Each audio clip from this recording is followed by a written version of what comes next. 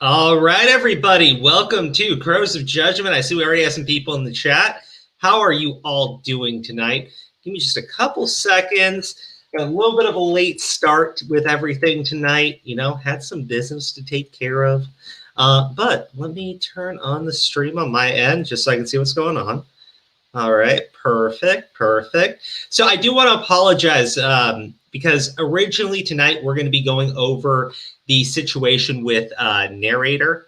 We're going to be talking about Keemstar. We're going to talk about another person who is being accused. And this person is being accused of doing something when they were 17 with a 14-year-old in which nothing actually occurred. So there's just a lot of shit going on. But I saw the episode, the second episode for the Onision documentary was live. And I was like, okay, I was live tweeting it as I was watching. I gave a bunch of reactions. Some people seemed to really like it. And I had said that as soon as the second episode came out, we're going to stream about it and talk about it. So I thought, okay, that's what I want to do tonight. That's what I want to talk about tonight. So give me a couple seconds here. Let me get the background image changed and everything for everybody. We should have a couple of guests on tonight. You know, the usual crowd of awesome people that we normally tend to have. Hold on, where did that image go? Here we are. Okay, that's updated now. What is going on? Oh, okay, so I wanted to pull up one thing before we begin, and it's going to be pretty relevant to what we talk about today in the in today's video, going over the documentary, and it's this over here. I can confirm that multiple YouTubers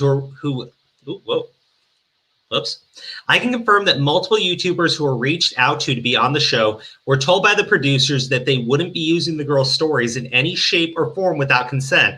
This is absolutely appalling and despicable. Yeah, and then this Ashley person on Twitter said, at Discovery Plus, I know there is proof of this. You're fucking scum. Duh. Like, I'm not trying to be mean to anybody. I'm not trying to be a dick to anybody. But the point of that documentary, a couple points, but the narrative of the documentary, to be specific, is Onision is a bad person. There was no way in hell they were going to air this documentary without giving you absolutely everything that they could to crush Onision with. And if that meant that they had to break their own rules, if that meant they had to break their own word, they were going to do it because they don't give a shit, right? They don't actually care about the victims in the story or anything like that. They don't care about their best wishes. What they care about is their stupid fucking documentary. And I'll be honest with you, documentary is actually pretty bad. Even episode two is a little bit better than episode one because there was far less of the Chris Hansen, oral pleasuring going on. But yeah, no, it really wasn't that good. It really wasn't that good. Now, the Stephen Asarch guy is absolutely a piece of shit. We can all agree on that one. At least I hope so. But for those of you who are tuning in today, hoping that I would talk about the narrator situation, that is going to be on Wednesday. And I'm actually happier that we're going to do it on Wednesday only because is it time to peel away more of that disgusting onion facade? Yes. Only reason why I'm happy to wait for that is because today there was more stuff that came out about his Discord server. Somebody was in there taking screenshots, and it's a little bit more disgusting than I originally thought. If you follow me on Twitter, you would have seen some of the images and some of the fun conversations we're having about it. Otherwise, you're just gonna have to wait till Wednesday. Give me 1 second. I gotta flip these coals over. I've got the hookah back tonight, guys. So that is a joy for me.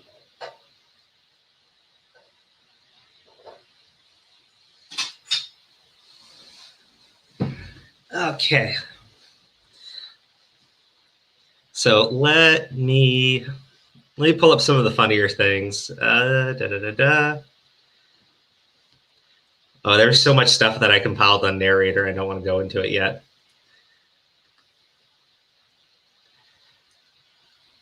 Okay, I want to go to the top of this thread.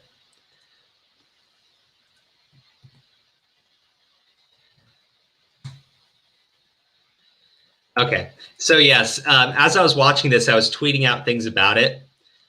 Alternate dimension Crow has joined the chat. Don't take me out of context on this one.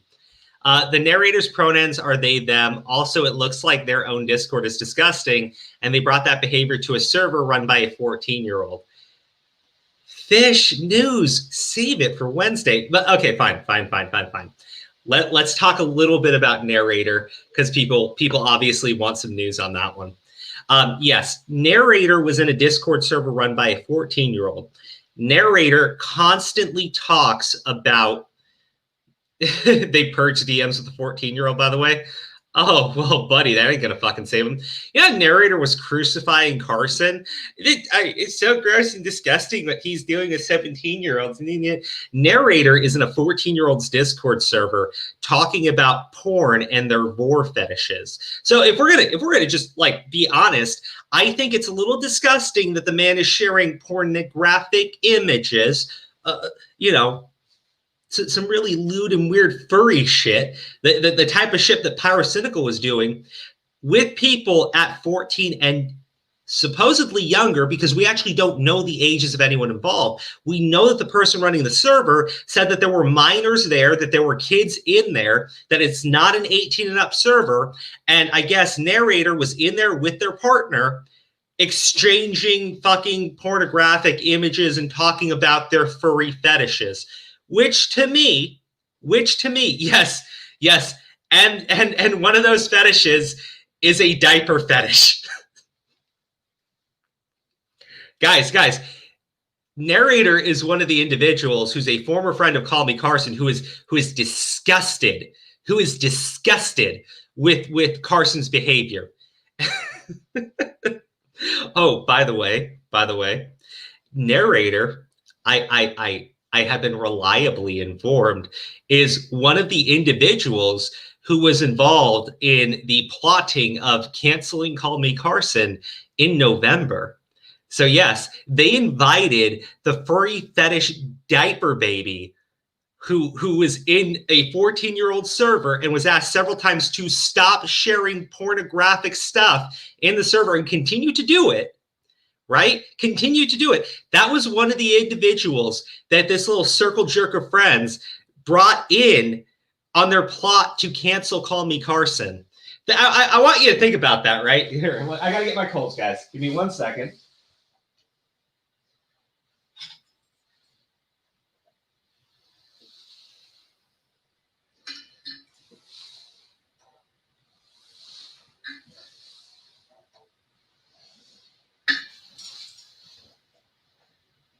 Oh, man. Oh, fucking man.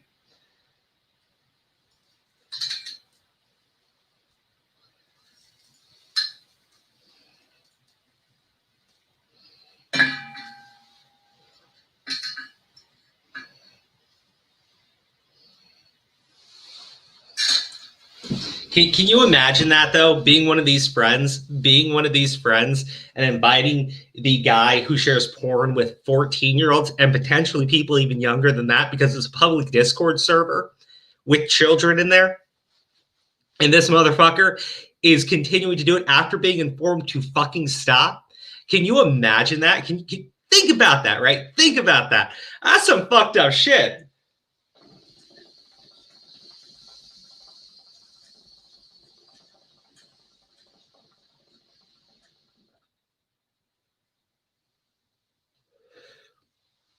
That is some grade A fucked up shit. And it's even more hilarious because this is one of the guys who is talking about how disgusted he is by the stuff Carl Lee Carson is doing with 17-year-olds, right? How disgusting it is. Oh, by the way, these were fans of narrator. That's why he was in the server with his partner, with their partner. I apologize if I'm misgendering. I did not realize that they went by they, them, even though clearly they're not non-binary.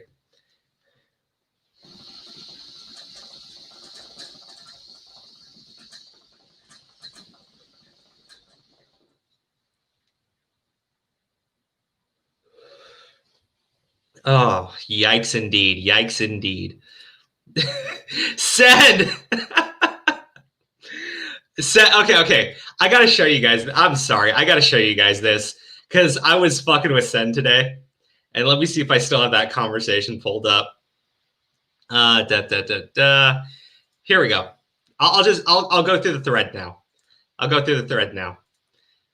Just as a sneak peek for the shit that we'll be talking about on Tuesday, or sorry, on Wednesday.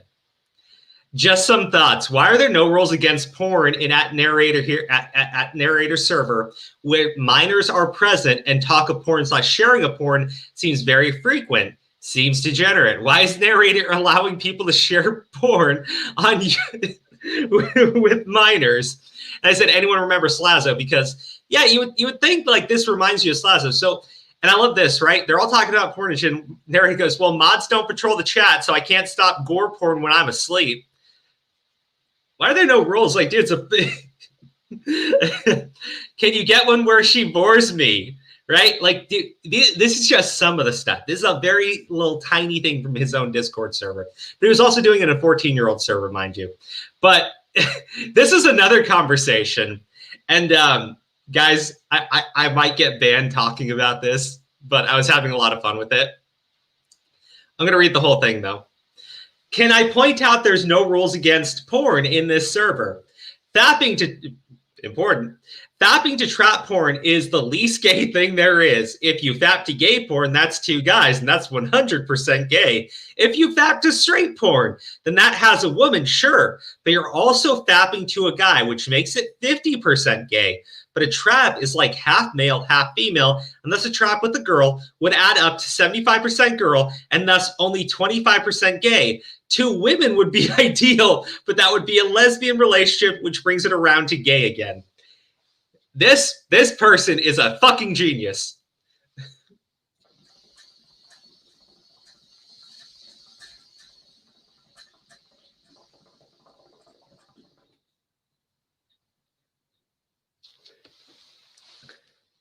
And mind you, this whole conversation got brought up because someone was asking if it was okay to spam game porn in his server. I guess he's been cleaning it up. Isn't that cute? Isn't that funny? But it's like, actually, one more thing. What are people's thoughts on this argument? Because technically he's not wrong about 2 girls being 100% gay. So the least gay porn is in fact trap plus female at only 25% ratio. I'm sure all the kids on narrator's server were happy to be informed of this. God damn, dude. God, I am so disgusted with those messages and the way that he was talking to these 17-year-old girls. By the way, if you're minor, if you're 14 and under, you can join my server where we talk about gay porn and share gay porn and furry porn. And we talk about how much I'm into boring shit. And he talks about his disgusting diaper fetish. God damn.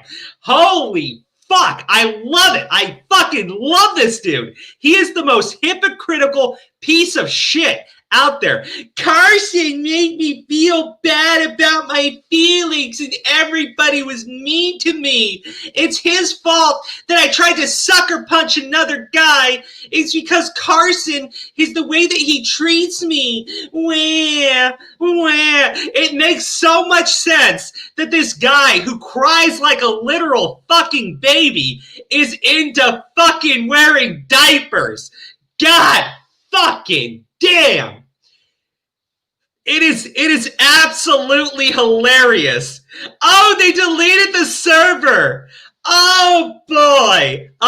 It's a shame that I have a ton of your fucking screenshots, dude. And there's a person on Twitter who's already called you out. The 14-year-old called you out, you dumbass. Oh gosh. And by the way, Carson's friends, right? Including narrator was one of these individuals, as I have been informed, was plotting the cancellation of Carson in November. A guy who sends pornographic images across Discord servers run by 14-year-olds.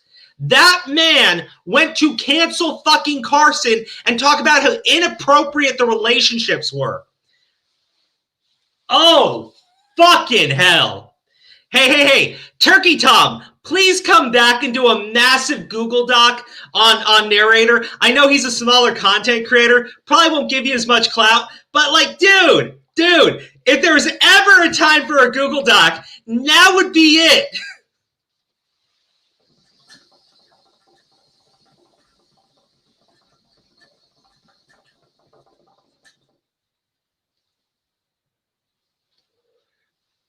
Oh man. Oh fucking man.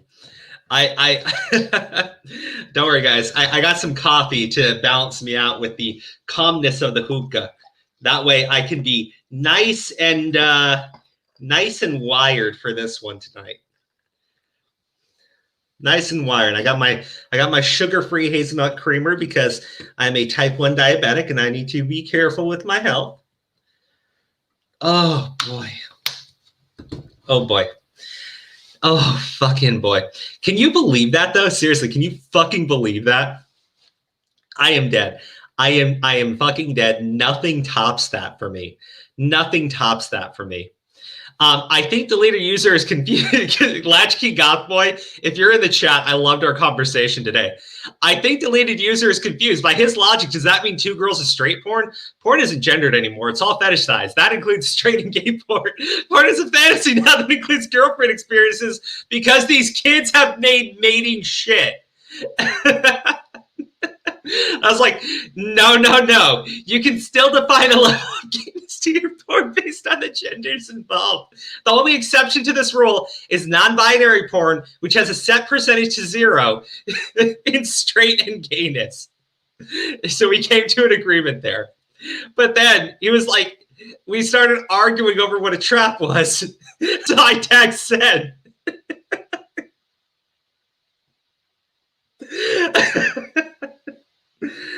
This is the shit I get up to on Twitter. I swear to God.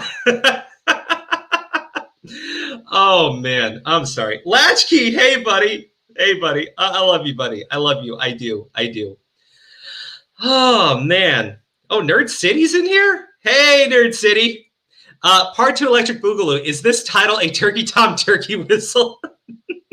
Hey, man. How you doing? Okay. We gotta get into what the point of this is. I like I said, Wednesday we'll be going over to the narrator situation. I also want to highlight some of the stupid shit Keemstar's doing, including begging Caterino to come forward with a hot take on Call Me Carson, because Carson's the reason why she got called a whore. No. It was like the 8 dudes that she was fucking around on behind their backs. It wasn't just fucking Carson, you asshat. Okay, all right. I've had enough fun. We're going to have more of that. Don't worry. Okay, here we are. Oh boy, episode 2 of the Onision mockumentary is out. I can't wait. I really can't wait for episode 3. I want to see how they clench it. Not even a minute in, and these bigots are already going to misgender someone. Outrage, cancel them. Yeah, so throughout the entire thing, they have some crazy hot takes on Kai. And the only reason why I say that, right, is like Steven Asarch is like one of those super woke people. Later on in the documentary, they imply, and I want you to understand, because I've been reliably informed that this is highly based and red-pilled, that Kai is not actually trans male or trans female to male, right? Kai is actually a woman who is being manipulated into thinking that they are a man by Onision, right? Now, look, I don't know what your stuff is on the whole trans thing. I'm not even here to debate that or argue it with anyone. I just want to let you all know that type of shit I've seen people get fucking ratioed and destroyed on for so much less. And I find it hilarious that this was in the Onision documentary, because that is some fucking based ass shit. Oh, thank God. I was upset we weren't going to get as much Chris Hansen in this episode. But he makes this appearance 3 minutes after they show Onision's mice-infested house, and Shiloh continues talking about the trauma she went through.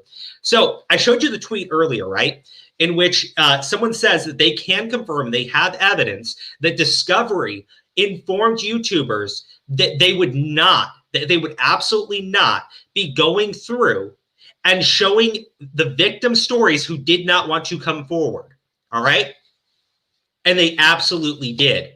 right? And Shiloh, who I think is absolutely disgusting here, had made several statements about how she would not participate in this documentary, right? Unless every single victim of Onision who is in her sisterhood of victimhood that she started all agreed to do it together. After many individuals said that they did not want to do it and they wanted no part in it. Not only did Shiloh do the documentary, she is the star accuser against Onision. I mean, that's pretty hilarious, right? Now, I've heard that some people have, in fact, actually been given money to do this documentary. I don't know if that's true or not. What I can say is, though, Shiloh is a disgusting person for having done that and stabbing this group of people that she calls her sisters right in the fucking back so that she can be the star of the show. And I'm gonna, there's a part in this documentary where that becomes very fucking clear. Also, I wanted to highlight one thing. I'm so sorry. Swordman, thank you for the super chat earlier. Diaper fetish. Oh man, oh fucking man. So yeah, but one thing I want to say is there was way less Chris Hansen in this part of the documentary, which I loved. I personally loved. I think the less you have this idiot involved, the better. Was actually interested in the Adrian story, but I'm distracted by what an internet culture reporter even is. Pretty sure that's just a drama channel, but he's trying so hard to make it sound all professional that you almost feel bad. I mean, what is that, though? Seriously. Internet culture reporter, literally, that's fucking Keemstar. He's Keemstar without the fucking channel. I was actually sent some articles, right? Because this is something that's going to come up later, but it's about his issues with YouTube and the shots that he's taken at them before. Now I put, never mind. The Adrian story is just Onision being creepy as fuck, and the girl claiming she was pressured. How, why, who? Look, I'm willing to say Onision is a piece of shit that abuses people, but this doesn't seem at all relevant. They even say they crushed on Onision during the Shiloh shit. What the fuck? Now, this is part of the Adrian letter. The documentary says that Adrian, told them they could use this, but this letter's actually been publicly available online for a very long time. And given the way that these people have lied before, I don't know if I trust them. But if you want to read what's on the screen, I'm going to scroll through it really quick.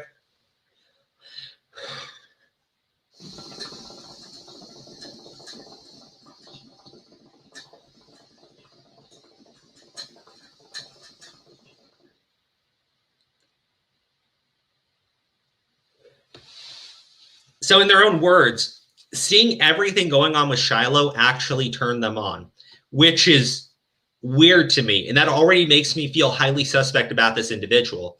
But then they go on to say stuff like this. I sat down my bag and instantaneously he starts making out with me.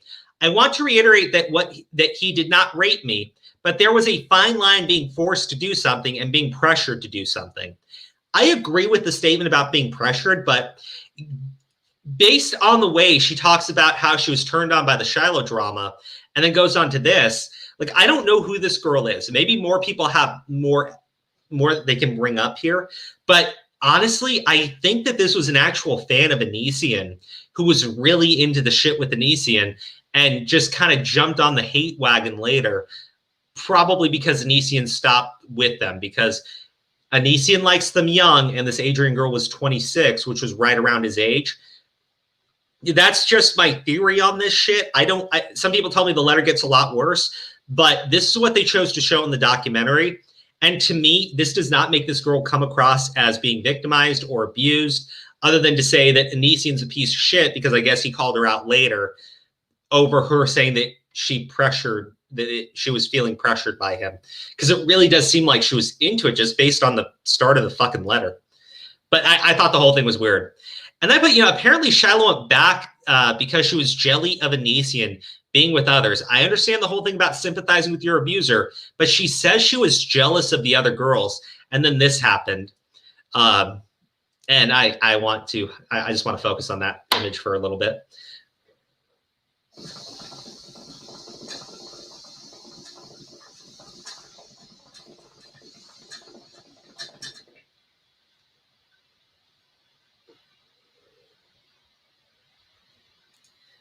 Best coverage by Cecil McFly.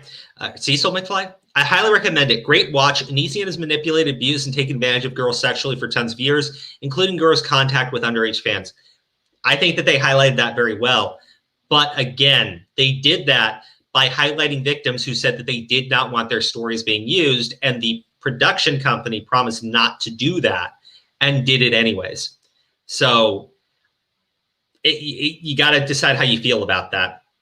Now, I thought this whole thing was weird, where Shiloh talks about how, you know, she escaped Onision, she was with her family, but then became very jealous that Onision was with other women. I think that there is something deeply wrong with Shiloh, right? And the more I watch her in the documentary, because I went back and I watched episode 1, and I actually watched this a second time through without, you know, providing the comments on Twitter.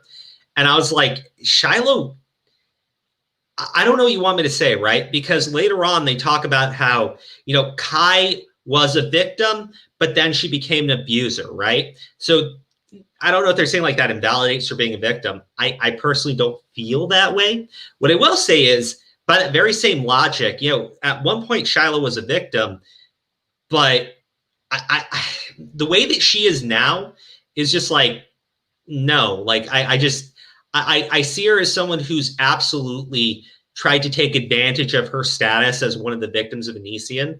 I think we saw that in the situation that happened with Nicholas Diorio, where she tried to abuse the deplatform predators movement to cancel Nicholas Diorio for pointing out how weird it was that when school wasn't, like when the semester for schools weren't actually active, Sarah was trying to get cash from people via, I think it was either Venmo or Cash App, for a brand new laptop to replace the one that she had not had for close to like 1 to 2 years, right? So stuff like that from Shiloh has always made me see her as kind of like, I don't feel comfortable with her, right? But then when I watch this documentary, and if you watch episode 1 and watch episode 2, I'm telling you right now, there's something deeply disturbing about the way Shiloh has handled herself in the recent years, right? And the way that she is even in this documentary. Now, you can argue with me, and that's perfectly fine.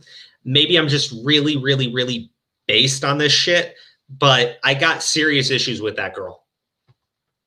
Shiloh in a nutshell. Oh my God, my music is out of style. I get no attention as a star. What do? I know Onision drama cash. God damn. Well, Ty said it better than I can. So there you go. At this point, what do you so there's a certain point where, I don't know if you remember, but in the first episode, they brought up that Onision, right? He was still popular up until Chris Hansen got involved. And this Asarch piece of shit went to Twitter and said, guys, that was a sarcastic comment. Obviously, I didn't mean that seriously.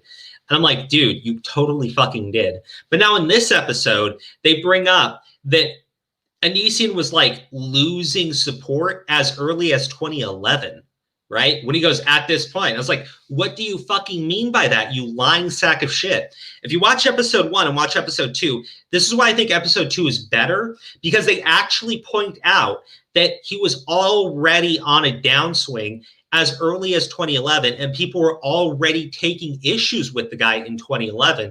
In fact, Shiloh coming back to him gained him a little bit more support, but he was already starting to see people criticize him. And they pointed out a ton of YouTubers that were actually taking issues with the guy, including Repsion, including Blair White, which I thought was great. I really wish that was in the first episode instead of spending close to 20 minutes sucking off Chris Hansen. I mean, just for the record, I think a lot of people attacked Eugenia Cooney for the eating disorder. Gross, but this picture is straight up nightmare fuel. So we're going to go into something that's pretty important, and it's this Stephen Asarch guy. And the point of this documentary, I don't think is about exposing Onision. I honestly think it's a big target on YouTube. Because and we'll go into it a little bit, right? But you know, he points out that that fucking dipshit boy over here, Onion Boy, was attacking Eugenia Cooney over her eating disorder and did something like 70 plus videos on Eugenia Cooney.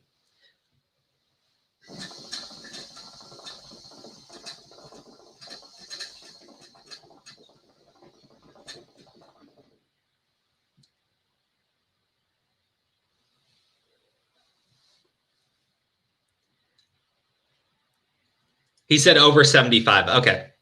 Sorry, I was right by over 70. What, five videos? Come on. He's done a bunch. Yeah, he's done a fuck ton.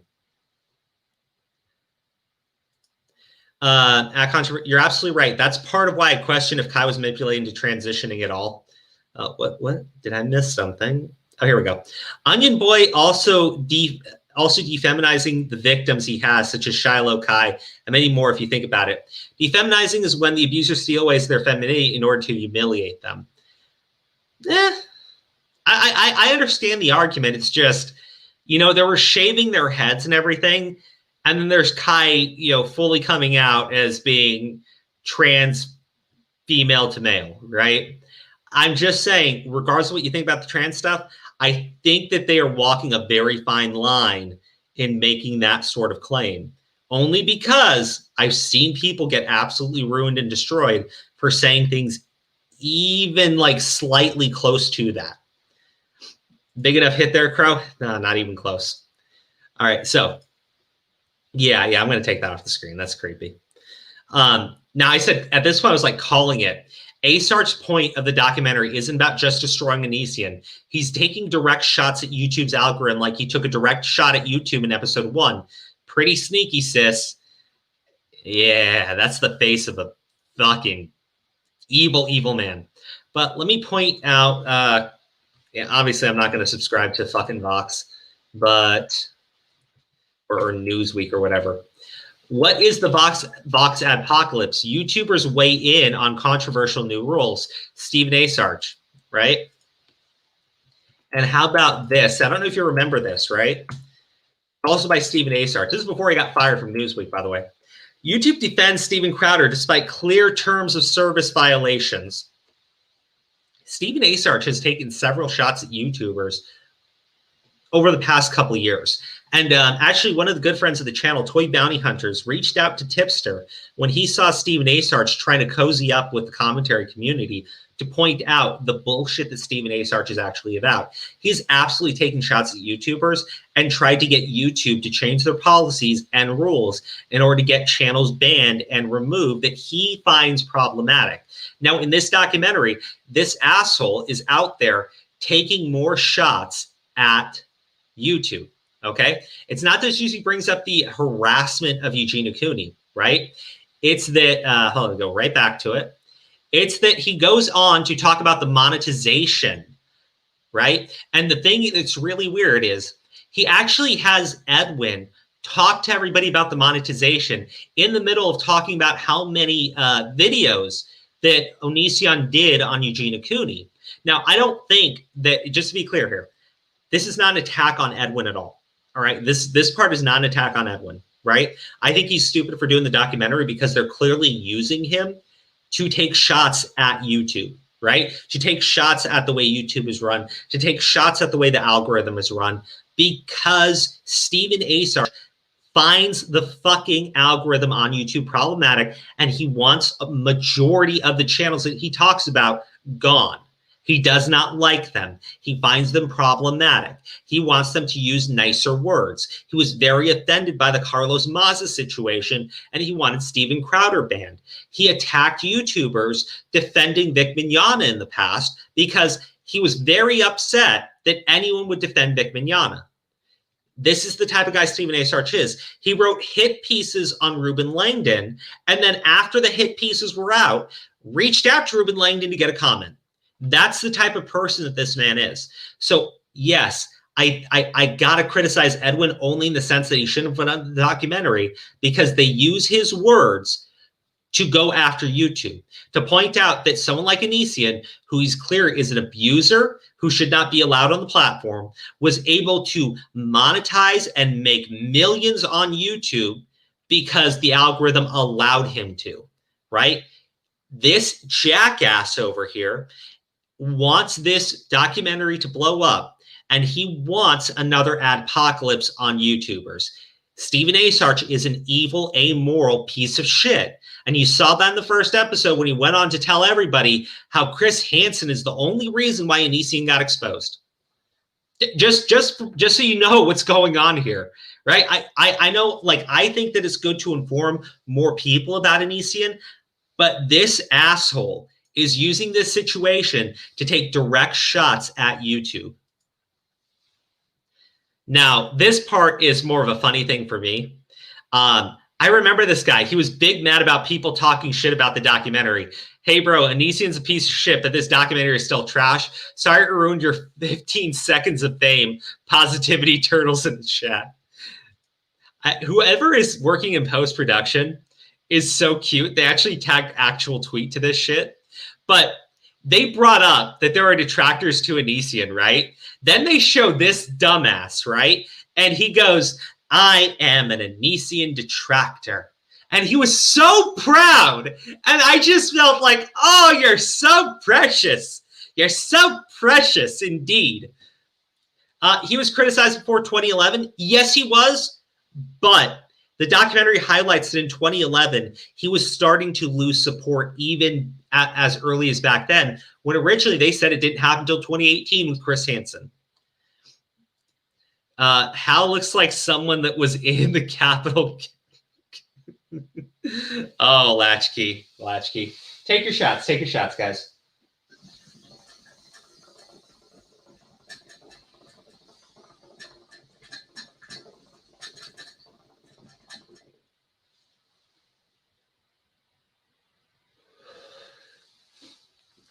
Now, look, I take no issues with people that legitimately don't like Onision. Now, the anti-O people, you guys are fucking nuts, right? You guys are legitimately fucking nuts. Because I see you do some really fucking disturbing and disgusting things before.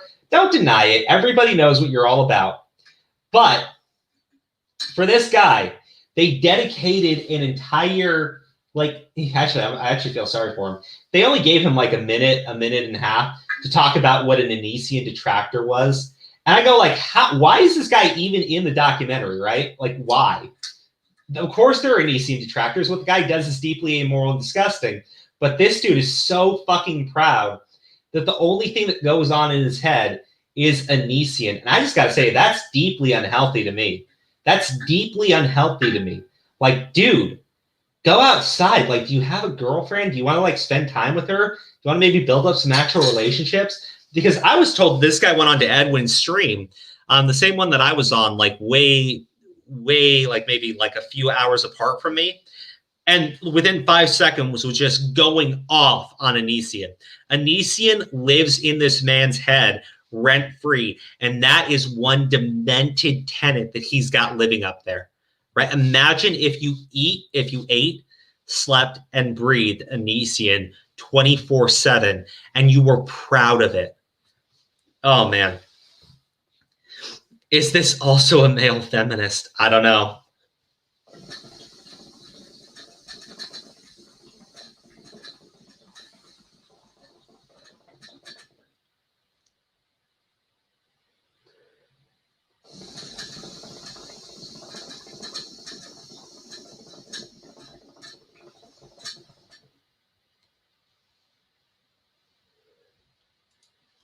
They couldn't get the victims or YouTubers. They had to get someone. I mean, it feels that way. Hold on, guys. I'm going to put on some more coals. Give me 1 second. Oh, gosh. I should have changed that icon. This is not about Repzilla today. I'm so bad. Oh, he's a feminist? Have him name every woman. Breathing in Onision seems unhealthy. Yeah, I completely agree. By the way, everybody, I want you to say, where is Aura? Aura, where are you?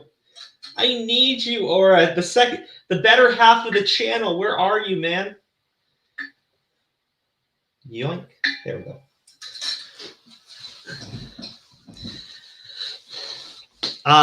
Did Repzion do something?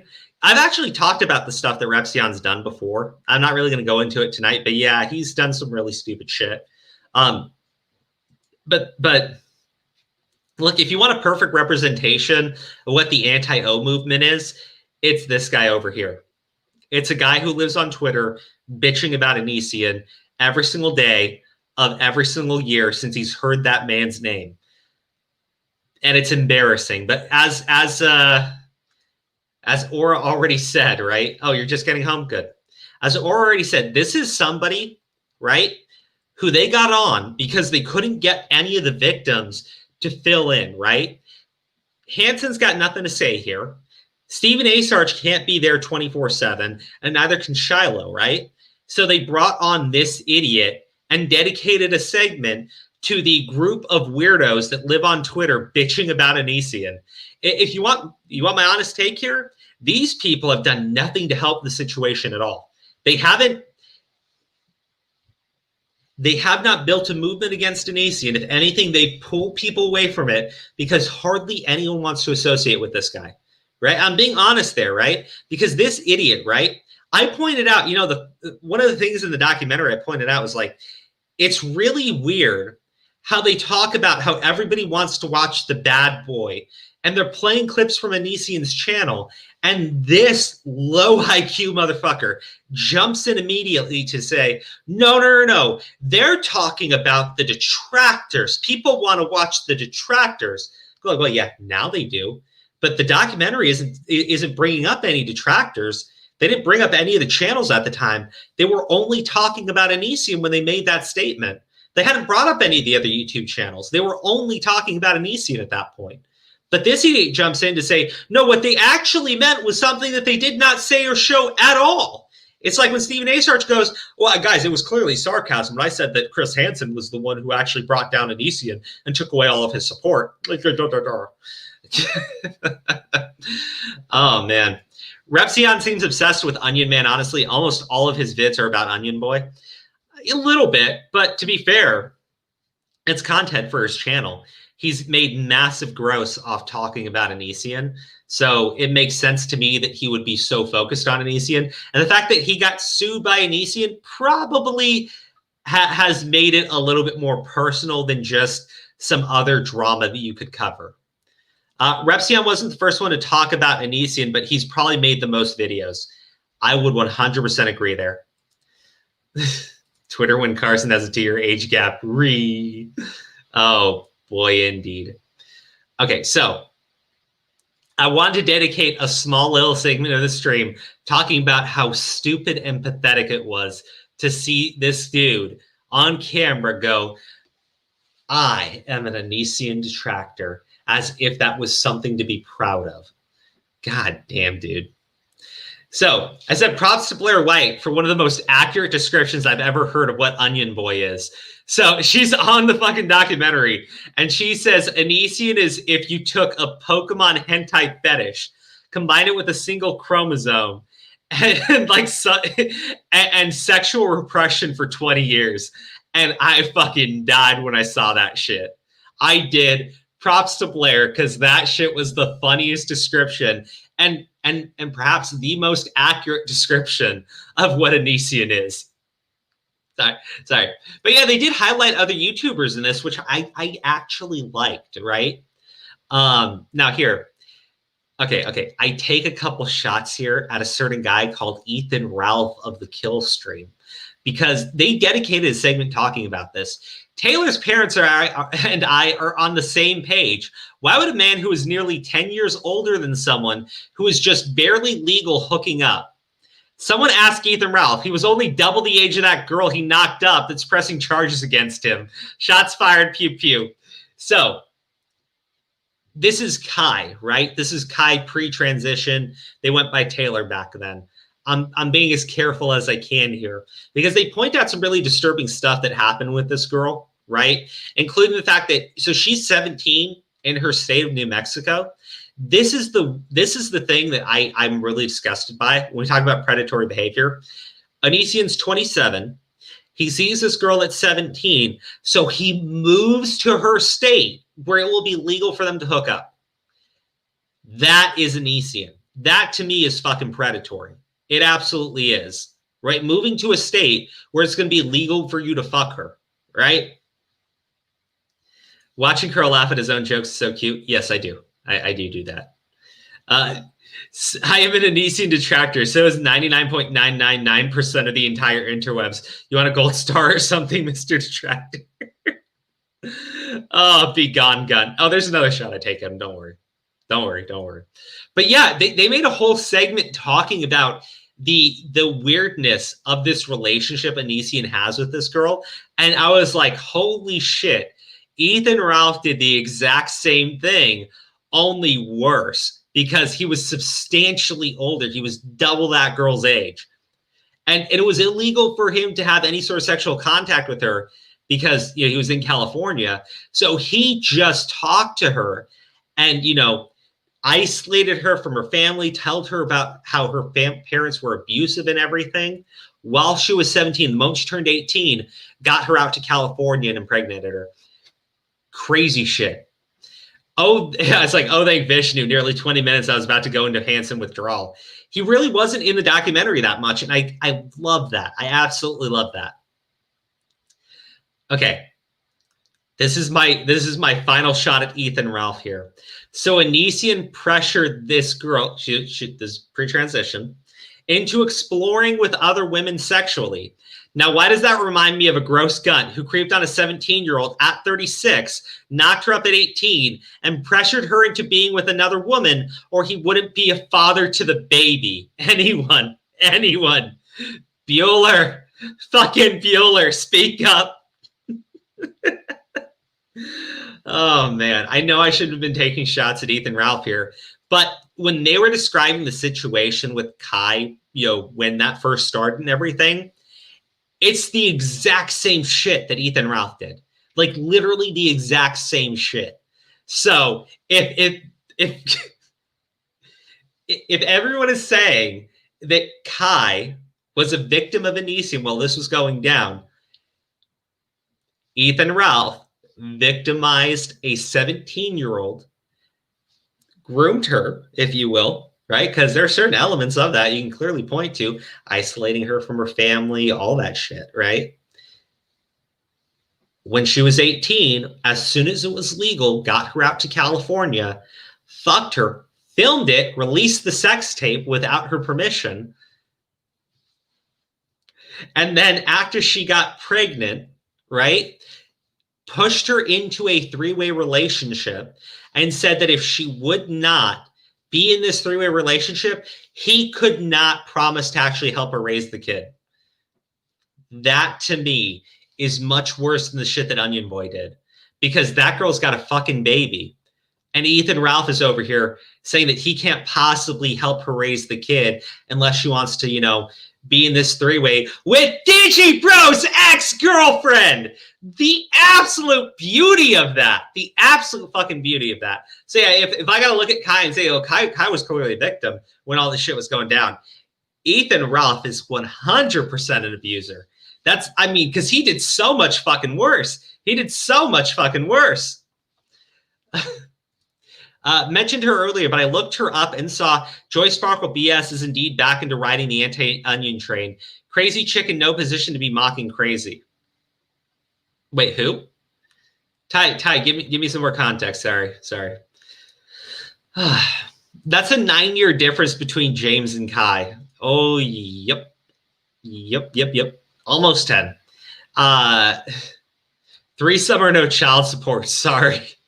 Wow, what a horrible person. Yeah, I'm telling you, man. And hey, not only has been arrested, but you know, he did get bail and everything. But to my understanding, she has said that she will be testifying against him.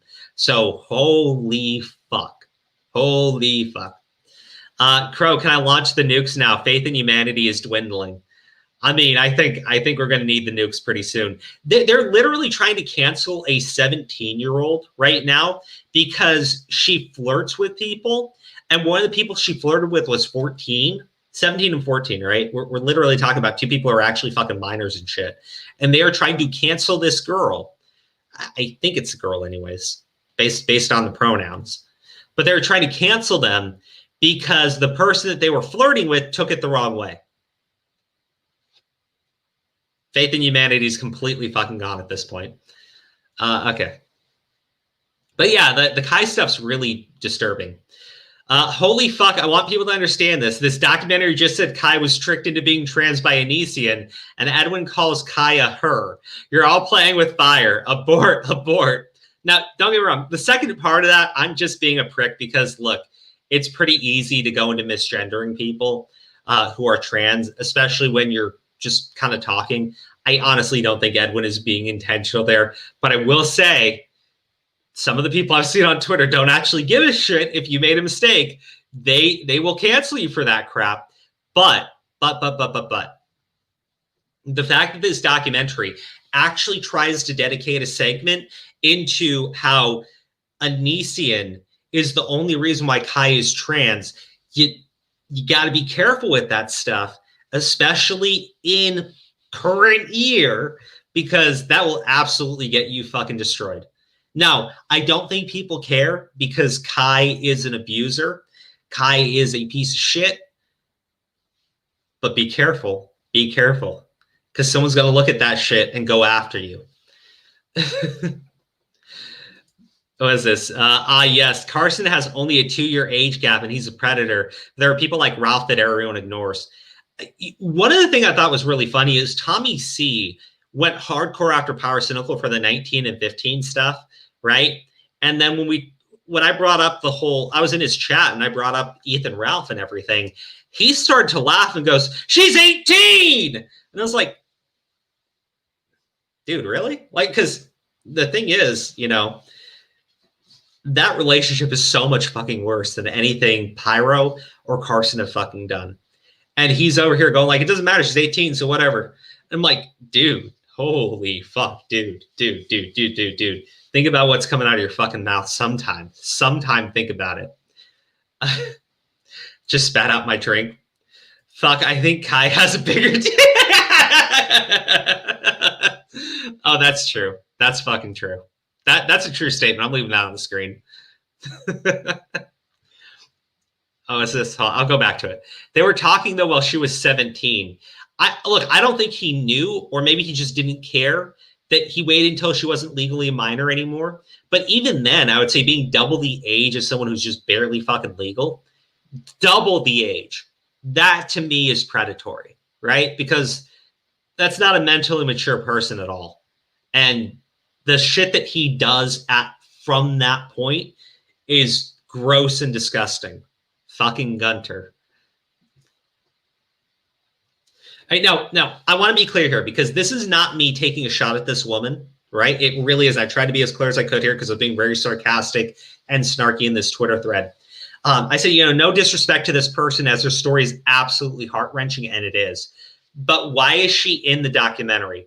Maybe there is a connection to Onion Boy later, but hearing what she went through makes Onision's abuse seem like nothing. Seriously, your story is tragic. Okay, let me give you some context. So she says that when she was 13, she was in an online chat with someone who she thought was a boy that was around her age.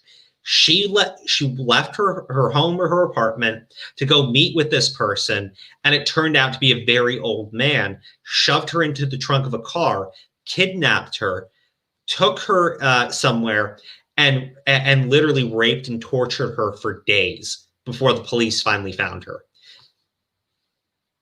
When I heard her story, like, dude, I stopped. Like, I stopped for a second, right? Because I was like, the actual fuck, right? The actual fuck. You hear this shit and you hear Onision's shit and you're just like, no. Oh my God, no. Now, don't get me wrong. I'm sure you could state that there are some absolute similarities between her story and what Onision did, but her story is so much worse. It's so much worse, and it makes Onion Boy look like nothing. Hey, Aura, how you doing, buddy? What's going on, man? Nothing. I'm about to grab these coals off the heat, so why don't you talk to the audience? Talk to the audience. Hi, everybody. How's it going? I'm just here doing a thing, I guess. Did you watch the documentary? Of course not. There's no reason to. Like, I could just watch YouTube, bro. They have all the fucking people with their work on there anyway. Oh, boy, that was great. It's true. All right, I'm going to ask you, did they offer anything new? Have you learned anything new about Onision? Besides the detractor, besides learning about the detractor, who we've all been waiting to hear from. Not really, no. I mean, there were some stories like the Adrian thing that I wasn't really aware of. Yeah. But once I like heard parts of that letter, I was like, yeah, I don't think that this is what you guys thought it would be. dude, I'm just saying. Somebody brought it up earlier. I think it was Danny Claw. Cecil McFly does a way better fucking job documenting Onision. Oh, I believe it. I mean, I think they actually highlighted his channel in episode 1. I might be mistaken. Cecil? I might be mistaken. Yeah. Cecil's a girl. Oopsie, oopsie. You're welcome. Anyway, thank you. So, yeah. But Cecil is a dude's name. I don't know what to tell you. Sandy is a girl's name. There's dudes named Sandy. So what? Sandy's not a dude's name. Sandy is gender neutral. Yeah, sure, whatever. All right, Kelly. Anyway, I don't misgendering. Anyway, like I said, I mean, you're not telling me anything like I haven't like heard before. There's nothing new really they're offering. I'm glad I got to meet the Onision detractor. And, you know, fuck it. I'm like, what a waste of resources to even fucking interview this dude. What did he even bring up? What's up, everybody? How you all doing? How you all doing? What did he even bring up? Oh, yeah, that he's just proud to be a fucking detractor. That's it? Yeah, he was very proud of it. That's it? Like, dude, there are some points in this documentary, this episode, that are legitimately embarrassing. And that was definitely one of them. I'm going to say it because, like, I think you're actually coming up to it. Are you going down your Twitter thread, like chronologically?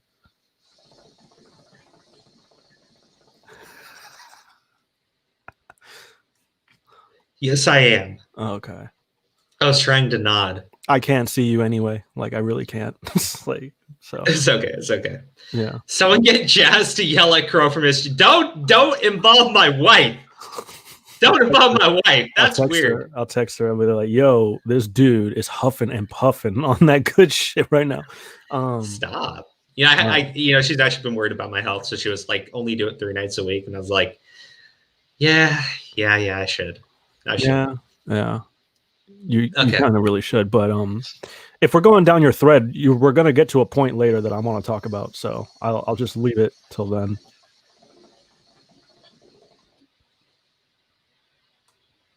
What the hell? Okay, so I mean, so this is this is why she was on there. Alicia Kozak, who's the person there, has never met Greg or Kai Jackson in person, but she's familiar with with them through her work as an internet safety expert. And so I guess she was kind of like there to talk about, this is clearly Onision and why he's an abuser and everything, why he's a danger online. Right. And to that, I understood. To that, I could respect it. But the problem is they go into so much detail with her story that it literally makes Onision look like nothing. Right. It's like, how do I say it? Right. It's like comparing somebody who robs a McDonald's, right, to someone who literally rips off the fucking the Grand National that literally loose the fucking Smithsonian, right? Sure, they're both fucking thieves, but one is clearly worse than the other, right? Yeah. Probably the strongest part from both episodes so far, but it's about how Kai recruits girls for Greg and is also an abuser. I actually said that was actually good stuff because this is the one thing I did like in the documentary. It highlighted the relationship between Onision and Kai, and that Alicia person was actually really good at defining it. Yeah. That part I thought was good, right? And I'm not being disrespectful at all there. In terms of everything in both episodes, I actually like that part. Right. Well, I think you've even mentioned this before, actually maybe not on the show, but I think you said for newcomers, it's good. You know what I mean? For like people who don't know anything about Onision and actually want to learn about it, I guess it gives you the bare minimum of what you should know. Yeah. But like to people who know everything, like, who's actually been watching and been like tagging along the whole thing, it provides very little substance to anything new that you don't know already. So I think that's one of the biggest fucking issues with it, because it was supposed to be. I'll save it. You're coming up on the timeline. I'll shut the fuck up. Now, this I thought was interesting, right? Because Onion Boy claimed Kai, like, I remember this. He claimed that when Kai sent these images, right, it was accidental, right? She accidentally was sending nudes to people, and this is pre-transition, right? Mm-hmm. But this girl says that it was actually on a FaceTime call or like a video chat, and Kai just pops on with her top off, right? And one thing she points up later, right, is that Kai was exchanging these images with her, like nudes with this girl, and later on said that, oh, Greg has the iPad and he can see everything that we're doing. And Greg like pops into the conversation to say, yeah, just keep going. And I'm like, okay, it's pretty clear that Kai was being used to lure in certain girls and make them feel comfortable, right? Yeah. And then Greg was getting off to the images that were being sent, right? And Greg at this point is like 27, 28 years old, right? Yeah. That to me is incredibly dangerous and disgusting, right? It shows that Kai is really familiar with what everything Greg is doing, is absolutely helping him out. So that to me, I thought was good because I didn't know the full context behind this part. Now this, I saw Diorio's response to this on Twitter, and I was just fucking dying. I think it's the same one. Let's see. Oh, hold on. Let me see if I have that. Let me see if I have that. Hold on one sec. Because he saw this and he just started fucking dying. And actually, when I was posting this thread and everything, it actually got fucking Diorio to unblock me on Twitter. So I was so happy. I was so happy. Let me highlight this really quick. So as you can see here, right? ASDFP JKL based, and then just a bunch of gibberish. Yep. You can translate that. Did you know that? Yeah, but it doesn't translate to anything. It's already translated. Shut up. You gotta know. So if we're talking about gross people, Shiloh said she wouldn't do the documentary unless all victims agreed, and then went and became the star accuser who appears in episodes 1 and episode 2 with the most time on cam. She's now reading the story of a victim who didn't want to be involved. Gross. So they say, like, out of respect for her privacy, fuck you guys. That girl said she didn't want to be involved at all, and she told you not to use her fucking story, and you did it anyways. Fuck these people, and fuck Shiloh for that shit. I don't care if she was a victim of fucking Onision. That doesn't excuse you being a disgusting human being now. It doesn't. Kai was a victim of Onision. It doesn't excuse her being fucking disgusting and gross. So why should I go ahead and say that this bitch deserves any sort of clemency when she acts like a disgusting, amoral piece of trash? I will die on that fucking hill. There are many hills I will die on, and that is one of them. Sorry, did you want to add something, Laura? Please. Not really. Go ahead. No, go ahead. No, man, you're good.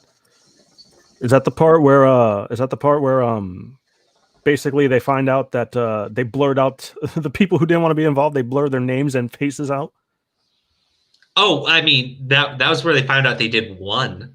Because at the end, they go through a montage reel of girls that they blurred out who didn't want to be involved in this shit. Bro, how many times did we talk about that? Like 4? Yeah.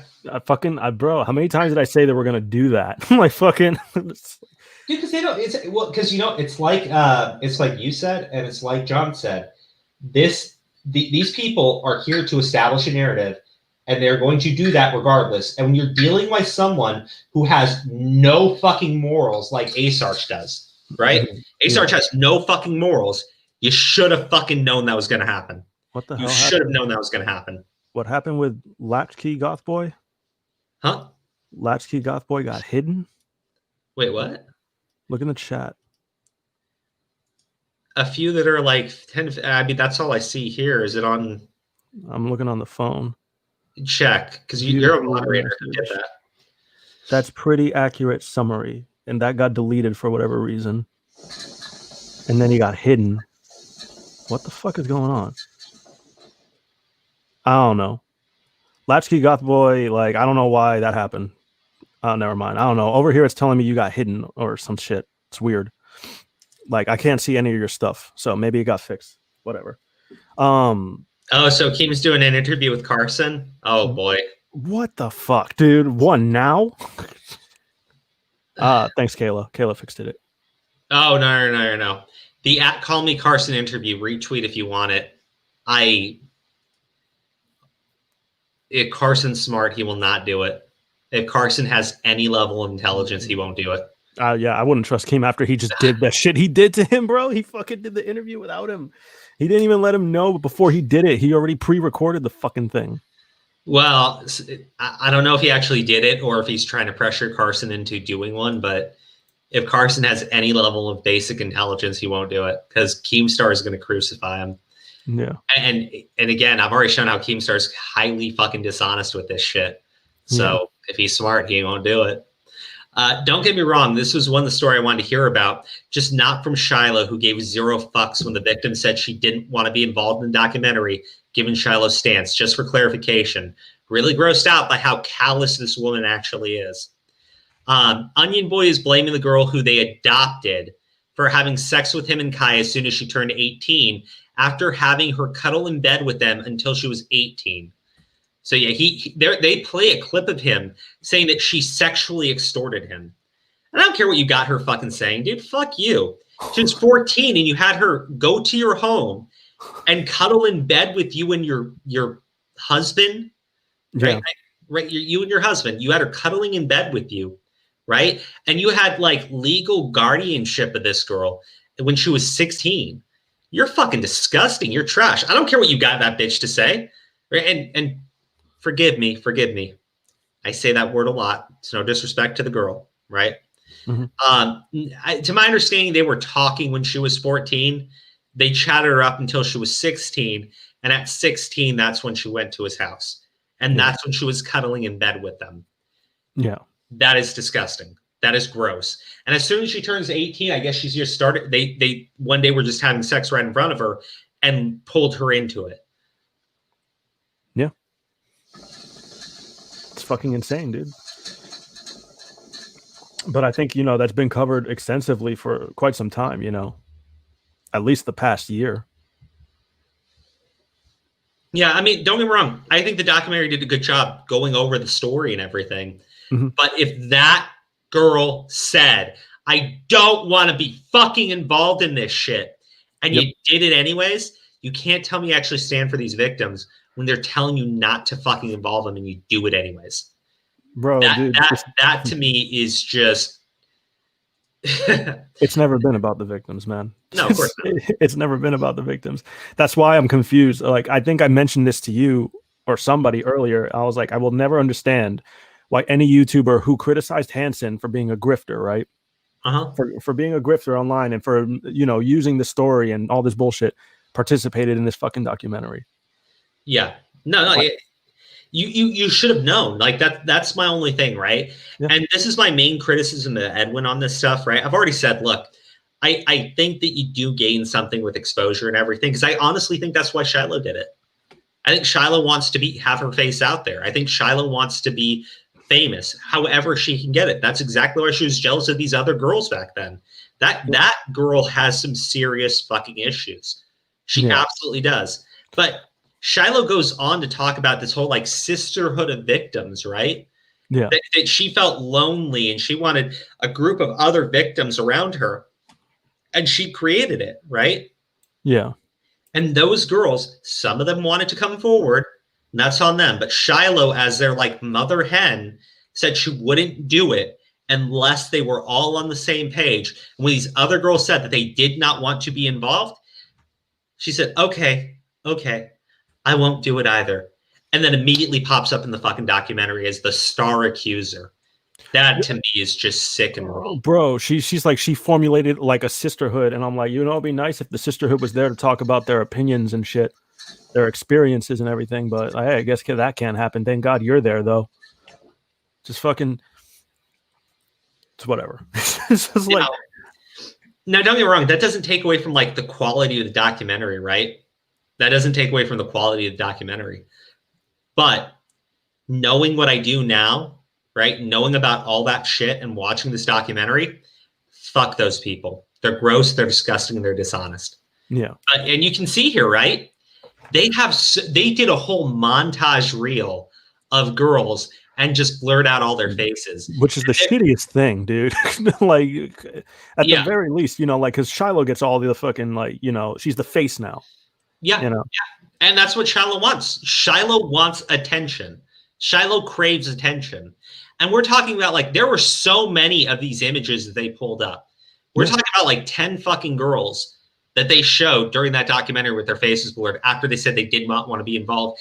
After fucking the documentarians promised not to do it and told these YouTubers, we aren't going to do it, lied to their fucking faces. Yeah. That is Steve Nasarch. That is Steve Nasarch to a fucking T.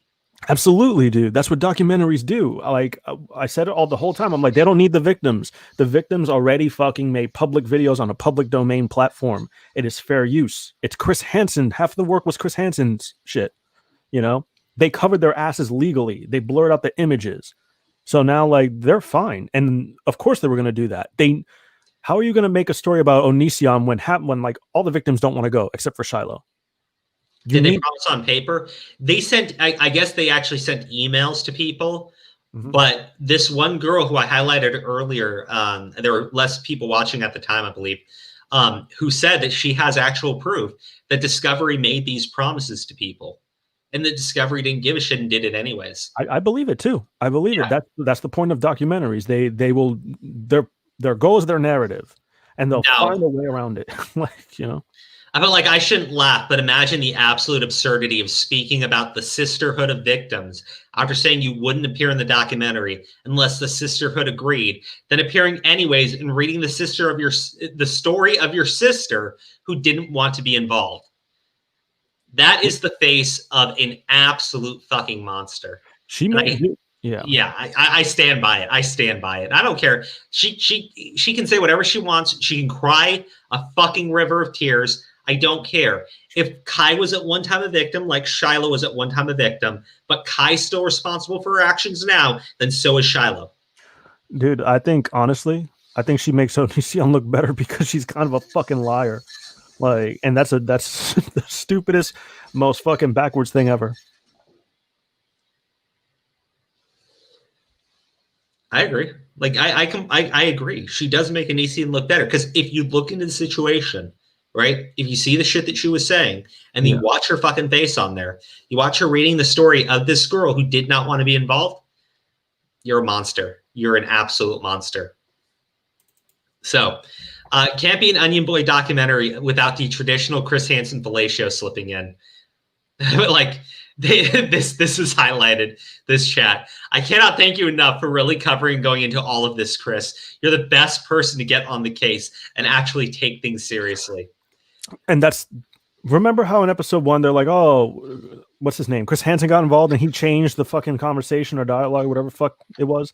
Yeah. The only thing Chris Hansen did is when he got involved is he made the fucking promise or threat of Onision getting arrested more of a reality. Everyone thought Onision was going to jail. Everyone thought the FBI was coming. That's all Chris Hansen did. He led everybody on. Well, it wasn't just that. Apparently, and don't get me wrong, I don't know if this is true or not. All I can say is they were claiming that they had hard evidence of Onision breaking the law on this laptop. It was turned over to Chris Hansen. That's why people thought he was going to prison. That's why people thought that Onision was going to jail. That's why people thought the FBI was getting involved. And this dumb motherfucker gives it over to I'll work for free fucking Vince Nicotra, who goes on and false flags dozens of YouTubers, right? Dozens of fucking YouTubers, and keeps the fucking laptop somewhere, loses the laptop or something, forgets to turn it into the FBI. According to them, that was Chris Hansen's contribution to this, shoving his fucking dick into it and screwing it all up. And I want to be clear here.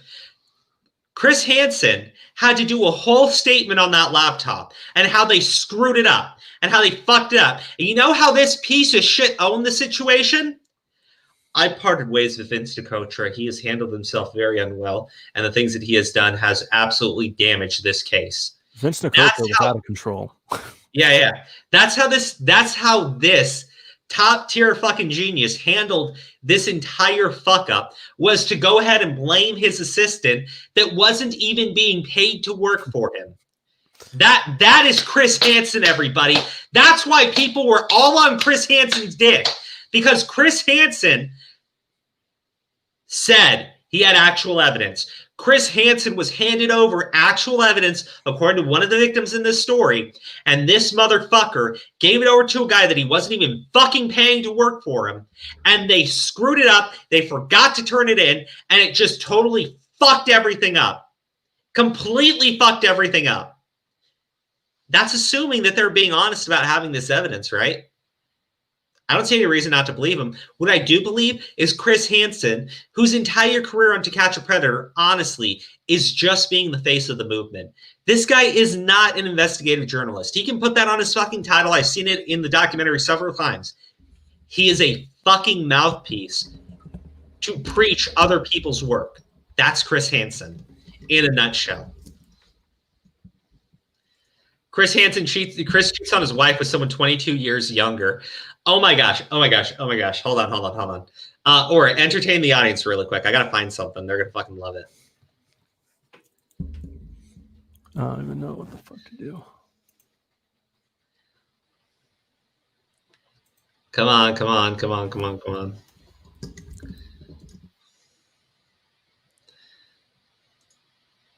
Oh, I think this is from Real Stream News. Or at least he put it on his channel. So I can't remember who did this. And I don't remember which person did this, but I got to highlight it. I have to highlight it.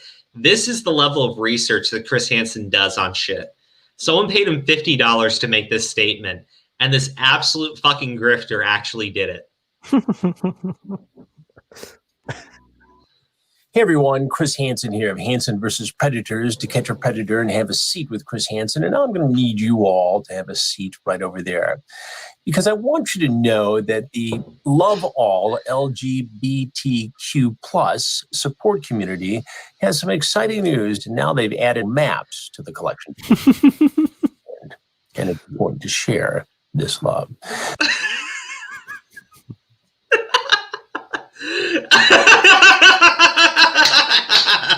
Whoever paid this asshole money to do that, every fucking penny, it was fucking worth it. You have Chris Hansen endorsing pedos on a video, endorsing fucking pedos.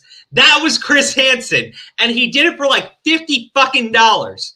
He did it for $50 fucking dollars. The To Catch a Predator guy endorsed pedophiles on a video for $50 fucking dollars. I think Chris that was an edit. Hansen. I think that was an edit by John Swan. I think he did that. Oh man. Oh fucking man. It was John Swan who did that shit? I think it was an edit, yeah. That's what I'm trying to tell you. That fucking guy. Dude. It was an edit. Like John Swan did that. He got him to say like a word maps and he clipped it in there. No, he didn't. I think that was either. No, he didn't. Look at your chat. It's the same thing. No, he didn't. Okay, whatever. You ruined the rant. You asshole. You ruined it, asshole. I was having fun. You were giving misinformation.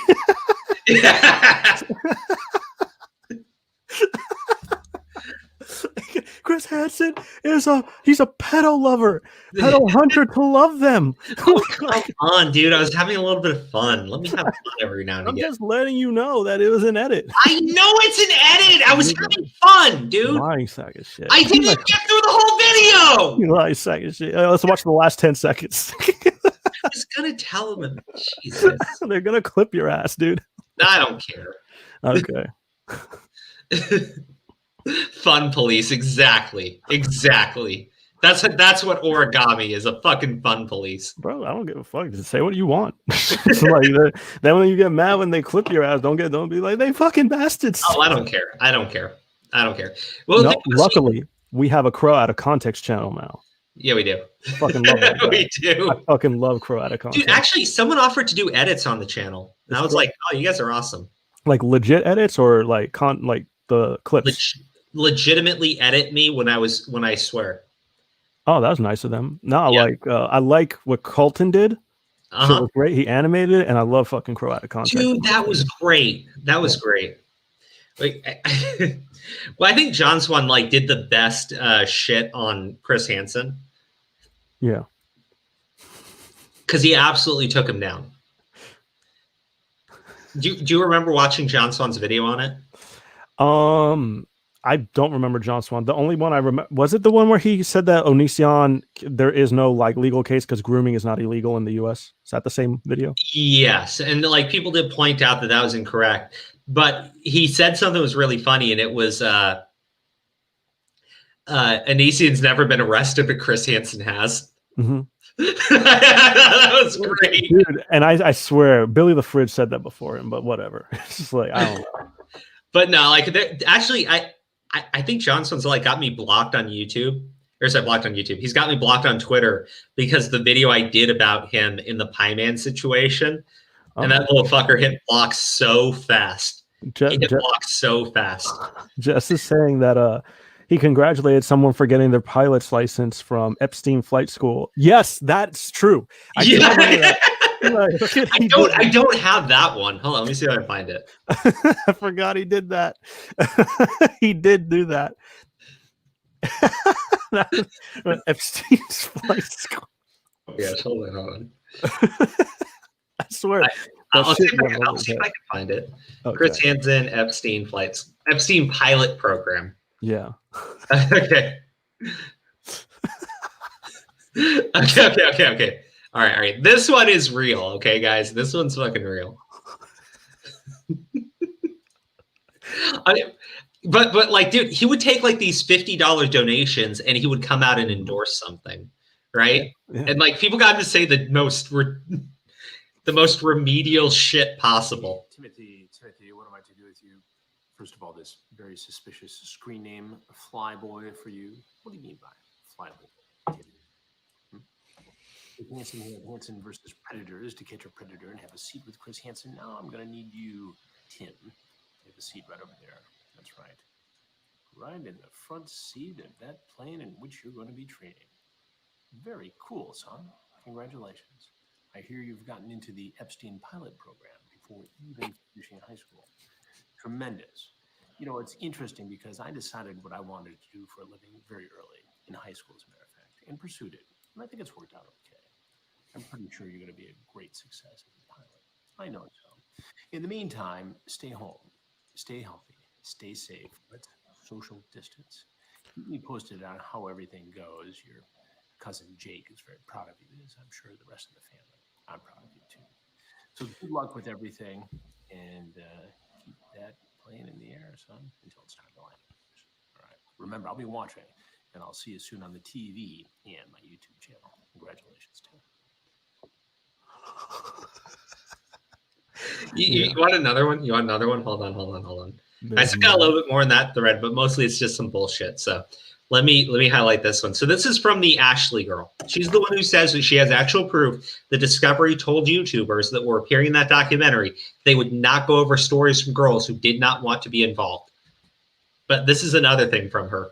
Chris Hansen listens to the victim's answers and is the best interviewer that has ever existed in the history of interviewers. And in no way does he re-victimize his guests ever. And not only that, but he had the gall to introduce me to Fallon the same night. Fallon Vendetta is with us tonight. Have you guys actually met in person before? Yeah.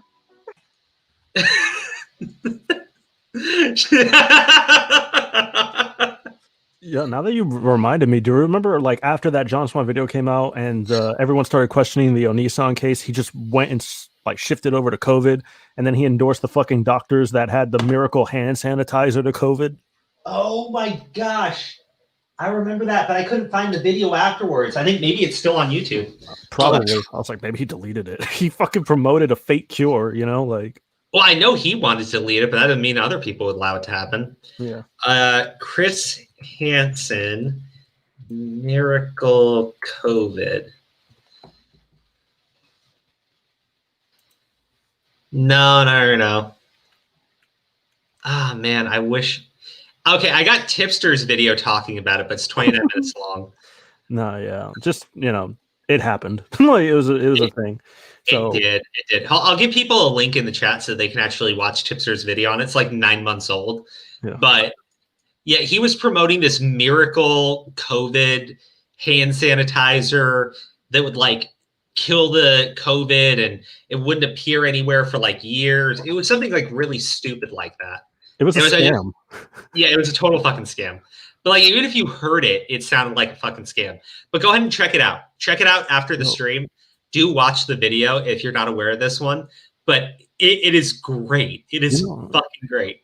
People fuck with Hanson a lot. I think somebody had him promote the Escobar phone, which was also a scam for the fucking cartel, dude. Like fucking. Oh my gosh. Okay, all right. Let me get through the rest of my shit posting thread about this documentary. Yes. Look, Jess Carter. She just said it. He did the cell phone, the Escobar. Do you know what that is? No.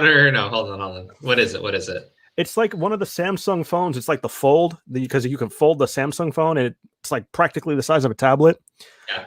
So the fucking cartel, they get a bunch of these phones, they put gold foil on it, and they resell them as like Pablo Escobar branded phone. So it just has like gold foil on it, and they fooled so many fucking people into thinking it was like a Pablo Escobar phone when it was just a bunch of Samsungs. And all the money went directly to the fucking cartel. And Chris Hansen promoted it. He promoted the sales for the fucking cartel. Oh man, this is good. People fuck with that man too much. But that's the thing, dude. He was so desperate for cash, he did that shit. Yeah. He was so desperate for cash, he did that shit. Yeah. Like I don't know. Like it was the cameo stuff. Yeah. Well, you get paid. And basically, you have to make a cameo. But Jesus, like the fucking guy would say so much shit.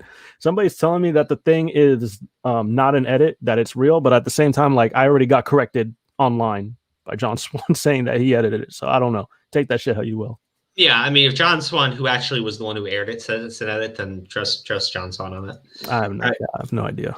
You told me before it was an edit, didn't you? Because I got corrected to say it was an edit.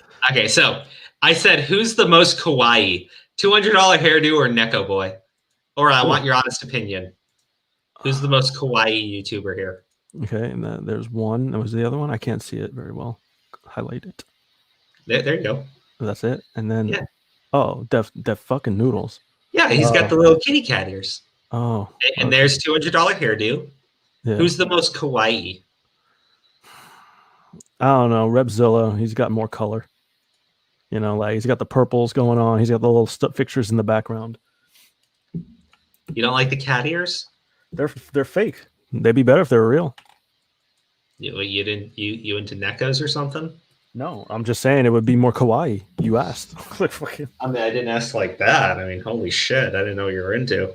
I'm not into either of them. I'm not into You're the one asking. I'm not judging. I'm not judging. It's your post, dude. I'm not judging. I'm not judging. I'm not judging. Why don't you make a poll? I'm not judging. I'm not judging you. You should have made a poll. I'm not judging you, dude. You should have made a poll. I'm not judging you, dude. This is the phone video. It's okay. It's okay. You got the phone video? Yes. Keep talking. Okay. This is the final part. Bitch, you've been at this for years and don't have shit to show for it. So this is the sheriff, Ed Troyer. And I think someone actually left me a comment. Jess the cover-up. He's a laughing stock in this region of the state. Jackass just sits back and lets the area get destroyed and then begs for tolerance. But like, dude, this guy has said on multiple occasions they don't actually have anything on Onision, but loves getting on Chris Hansen's channel to talk about Onision. I'm like, dude, you're the fucking sheriff. If you actually are seeking some sort of criminal charges against this guy, what are you fucking doing on a goddamn YouTube channel? Of all fucking places to go. Of all places to go. You're the fucking sheriff, and you're going on a YouTube channel. About someone that you're talking about potential criminal charges for. Like, that would... Like, oh my God. I don't think that they understand how fucked that makes them. Like, legitimately, it would absolutely fuck them. let's say that they actually got something on Onision, and his lawyers go into court and just play YouTube videos from Chris Hansen's channel with this fucking moron there. Would that be great? Wouldn't that be fucking great? This dude shows up onto the fucking witness stand, and Onision's lawyer pulls up a fucking TV screen and just plays clips from the Chris Hansen show where he says that we have no case, we have no evidence, we don't have any proof. Dude. I don't know, man. This whole thing, like, there's only one more episode to go. I don't really see them recovering with 2 fucking episodes down. You know what I mean? I don't know what the hell they could even possibly cover at this point. Unless they're going to throw the bombshell, like, they found evidence that Onision's going to jail. Like, legit. Yeah, but I mean, if you didn't release that to the cops and you decide to save that for a fucking interview and shit. Yeah. It's no better than YouTubers, right?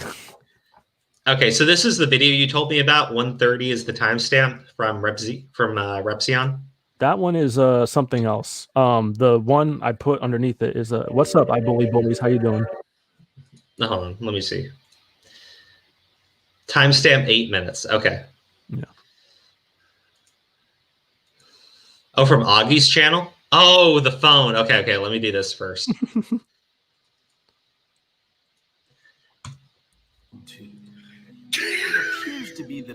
What's up, John? How you doing? What is this? Hold on now.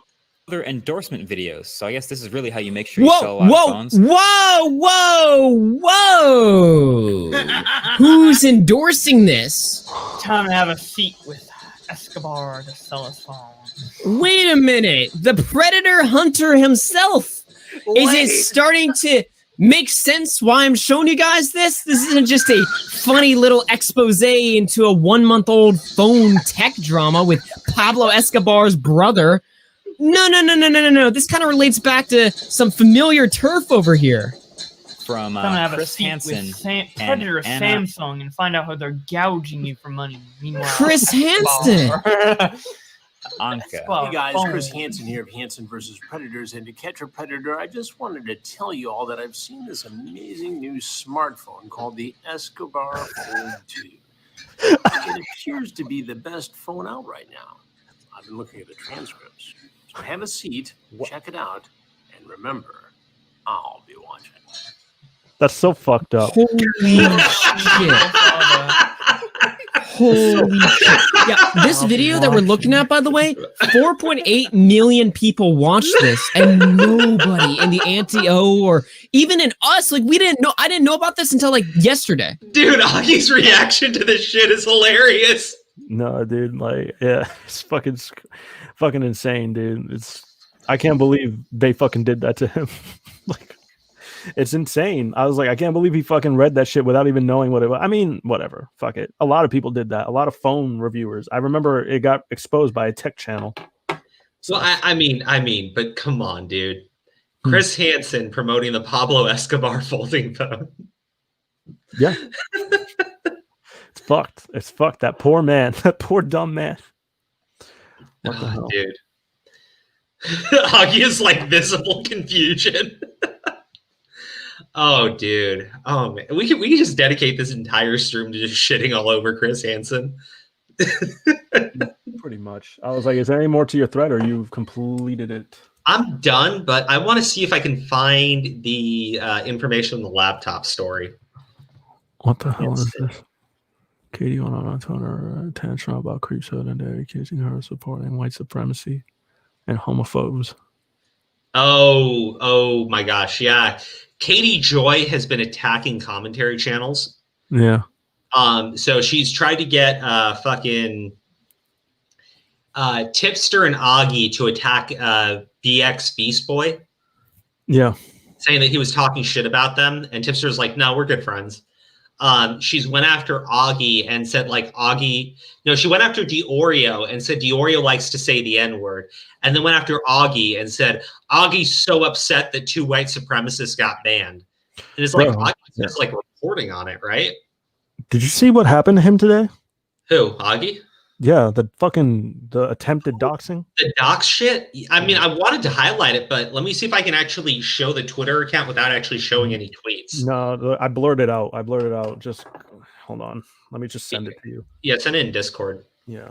Oh, the phone's right fucking here. Yeah. I blurred it out because I was like, whether that's real or not, I don't want to take no fucking chances. I was like, that's a little too fucking far, dude. Like, I don't know what the hell that's about. Actually, you know what? There you go. Let me show that, but we have a little bit of time left. I want to talk about the Truthy McGoo hoax suicide. After that, can I touch up on some stuff? It's slight criticism for Edwin. Why don't we do the Edwin criticism first? Dude, I was gonna say, basically for Edwin, because we've been saying it a lot, and I think you even stressed the thing that I think he got himself into like a pickle with him saying that he went on here to vet the thing, because that supposedly that's supposed to be assuring to people, right? Yeah. Now that this is not going to go the way, I doubt they're going to let him say anything. I do believe they said that, yes, he could have this. Yes, it wouldn't do that. They're liars. The point of a documentary is to get the narrative out. When things don't work out, people can definitely criticize him for that, saying, because he's like, oh, I went there to vet it. That's impossible. Unless you're the producer, you get no say in that documentary. Well, I mean, they can fuck you over in post pretty easily. Hey, John. Hello. Yeah, can you guys hear me? Of course I can hear you. All right. Just Yeah. making sure. So, like, I think he, like, the transparency thing was an issue. If I don't even care if he went on there for a clout or exposure. People do whatever they want. It's their lives, it's their decisions. But you need to be transparent. That's why he's being so fucking. People are like going into him so fucking hard, because like they found out through surprise. They had no idea he was going on, and then to say things like, "Oh, like selling out," it doesn't even have to do with money. Chris Hansen was, like I said, Edwin was part of the group, the Goon Squad, that criticized Hansen heavily for being a grifter. Why go on to a grifter's fucking, or a documentary involving a grifter? It's about principle, right? Yeah. So like that's what I'm saying. Like, so I think it's gonna bite him, because he's like, oh, I vetted it. I did this to vet it, stuff like that. And now they're gonna have their way, and it is what it is. You know what I mean? Yeah, I mean, honestly, that's on him though, because you can't actually vet it. It's impossible. Yeah, they get to do whatever they want, and I think he found that out the hard way. Yeah, If you get the only way to vet anything is if you are the editor or if you're the producer. You know what I mean? Exactly. If you're involved in some form of the actual making Mhm. of the documentary, you just being an interviewee is not gonna. It doesn't matter. And the thing is, nothing that they told you beforehand matters. What matters is, what you signed, which is the release form, which is for them to basically giving them the right to use your footage however they see fit. Mhm. You know what I mean? Unless you're some kind of A-list celebrity that they actually paid to be on there, which is, that's kind of rare, because in some cases some of them don't even get paid, especially if they're put on there in like kind of a just circumstantial capacity, right? They just happen to be at a place, right? And they just happen to catch them or something, right? In a public setting. But in a situation like this, you were asked to be on, you weren't paid to be on. They're just going to do with whatever. They're going to do whatever with the footage, whatever they feel like. So. There's a Darcy in the chat. Edwin attacked me on his New Year's stream for calling him out. I'm still waiting for the part where Edwin to call Chris out. Haven't seen it yet. That's not going to come. That's not going to happen. Chris Hansen is the centerpiece. Well, to be fair, there's still one more part left, so maybe it's possible, right? It absolutely is possible. But I told Edwin during his stream, right? Because I was on there, and I told him, like, they're not going to let you take that shot. Yeah. The entire start of that, and the entire start of the situation, is them sucking Chris Hansen off and praising his dick. Well, here's the thing. Here's the thing. If there is any criticism of Chris Hansen in that documentary, in this third part, let's just say hypothetically, right? Let's just say that there is going to be criticism. It's probably going to be very mild criticism. It's probably not going to be anything that really drags him over the coals, right? Because they don't want to ruin a potential relationship there, right? By upsetting the great Chris Hansen, Why would they risk that? I mean, they're not going to. If anything, what I would imagine that they'll do is, if they do include any criticism of him, they'll immediately follow it up by letting Chris Hansen respond to it. I Bully Bullies would like to come on for a little bit. Is that cool? Who? I Bully Bullies. Who bullies bullies? That's his name. Why are you bullying bullies? I'm a badass. What about you? What? That's right. Ah, found him. Did you give him the stream link? I will. Okay. Oh, so I did see. Just so you know, I did manage to watch the documentary. It was almost as boring as the first part, a little bit, but up until a point, it wasn't as boring. I thought. The 26-year-old rebound girlfriend, I felt like, okay, that whatever, right? Not a whole lot there. The Eugenia Cooney stuff, although that is a part of, I guess, the story of Onision, I felt that it was it has nothing to do with anything outside of just trying to build up the narrative that, the YouTube algorithm is bad. That's what I felt personally. Yeah. That's the only reason I could see to include that, because obviously, they, outside of Onision making videos about her, they have no kind of history. You know what I mean? Yeah. So I was just kind of like, okay, why aren't you sticking to the subject at hand, which is, him abusing women? But I guess, is this what you're trying to say? Okay, well, he abused this woman by making videos about her online, I guess is what I can infer from that. But really, it didn't seem like that was even the point of bringing that up. It seemed to be just about kind of pointing towards YouTube. Oh, I see YouTube promotes these videos that, do stuff like this. Yeah. It seemed to further that agenda, at least in my opinion. Yeah, I would say so. Then the other thing was the girl that was like the specialist, I guess the expert, the girl Alicia, which I was kind of like, I don't remember her being a part of this whole story. I'm like, this is another thing where they're using kind of this extreme example to try to compare with Onision, where this girl actually was, like violently, assaulted.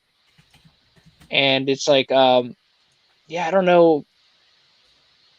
I don't know if this has to do with anything. I get it. I guess they're trying to build up more, like they're really trying to paint out this picture of him being just this really terrible monster. He is a horrible person, right? There's no denying that, but it's just like, he actually hasn't done anything illegal. He's not criminal yet. I mean, everything he's done is pretty much borderline. So just kind of a few thoughts that I had on it. And it was, what was interesting is that my wife happened to watch it with me. She was like, who is this series for? Those were her exact words. Like, who is this for? Chris Hansen. And she's like, it's not educational. She's like, this is just storytelling. And I'm just like, yeah, I think that's a pretty apt way to describe it. I'm like, that's pretty much what it is.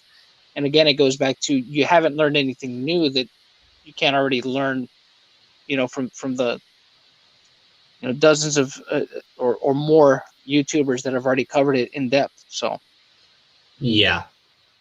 I mean, like this, it's hard to describe how fucking stupid it is. I don't know any other way to say it than that. It's if you are completely unaware of who Onision is, then I think it's good, right? I think for that it's good. But beyond that, I mean, it doesn't educate you. It doesn't give you the context. There are far better people to be following for this information. Latchkey Gothboy, thank you. This is my contribution to you guys having to watch that filthy documentary. Thanks. There's one more episode, guys. There's one more episode. Or did you send me that image?